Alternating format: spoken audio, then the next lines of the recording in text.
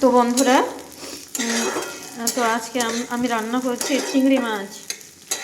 তো চিংড়ি মাছ ভাজা করছি, চিংড়ি মাছ আর লঙ্কা রসুন পেঁয়াজ একসঙ্গে ভাজা করছি।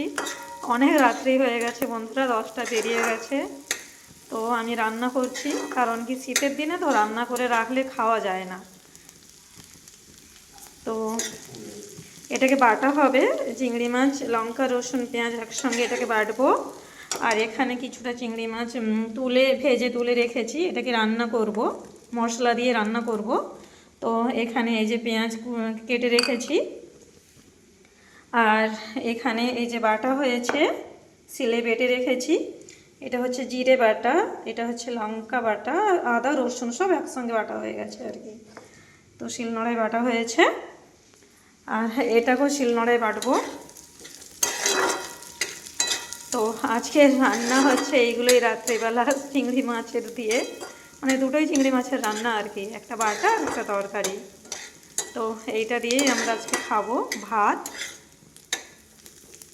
তো বন্ধুরা,